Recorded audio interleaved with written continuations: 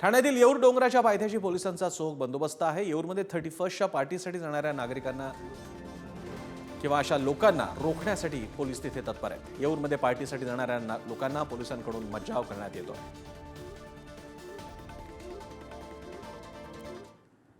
तर दक्षिण काशी मानल्या जाणाऱ्या नाशिकमध्ये सुद्धा 31 डिसेंबरच्या पार्श्वभूमीवर पोलीस ॲक्शन मोडवर आहेत। तब्बल 65 ठिकाणी मद्यपान केलेल्या वाहन चालकांची तपासणी होणार आहे। नाशिकच्या मुंबई नाका पोलीस चौकात पोलिसांकडून ही नाकाबंदी होती।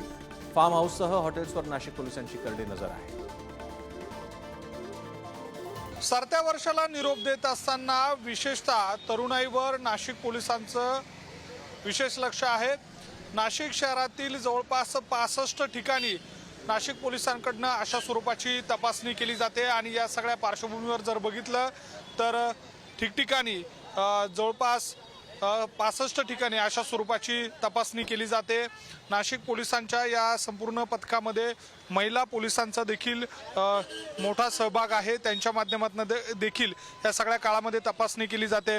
प्रामुख्याने जर बघितलं तर ब्रेथ ॲनालायझरच्या माध्यमातून ही तपासणी केली जात असताना आपण बघतोय की नाशिक पोलिसांच्या माध्यमातून या ठिकाणी ब्रेथ ॲनालायझरच्या माध्यमातून मद्यपान केलेलं आहे की नाही याची देखील तपासणी केली जाते आणि जे वाहनधारक नियम पाळताय त्यांना नववर्षाच्या देखील शुभेच्छा या निमित्तानं नाशिक पोलिसांकडून दिल्या जात आहेत।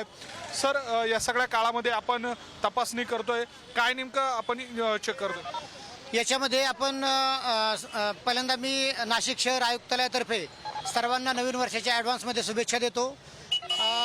31 डिसेंबरच्या अनुषंगाने ठिकठिकाणी नवीन वर्ष साजरं करतात, लोक फार उत्साहाने त्याच्यामध्ये सहभागी होतात। पण मी सर्वांना एक आवाहन करेल की हे नवीन वर्ष साजरं करताना सर्वांनी कायद्याचं पालन करावं आणि जरी तुम्ही नवीन वर्ष साजरं करताना काही पार्टी केली किंवा काही जरी केलं असेल तरी दारू पिऊन वाहन चालू नका आणि आपल्या जीवाला त्याच्यात धोक्यात घालू नका।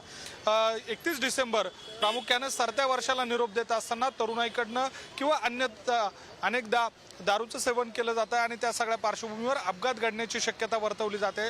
त्या सगळ्या पार्श्वभूमीवर आता नाशिक पोलिसांकडनं ही तपासणी मोहीम आखली जाते आणि या सगळ्या पार्श्वभूमीवर आता तपासणीला देखील सुरुवात झालेली आहे। त्यामुळे जे कोणी हा संपूर्ण उत्सव साजरा करताय त्या काळामध्ये कुठल्याही नियमांचं उल्लंघन होणार नाही याची देखील खबरदारी बाळगणं तितकंच महत्त्वाचं आहे। व्हिडिओ जर्नलिस्ट जय साबळेसह मी किरण ताजने, पुढारी न्यूज, नाशिक।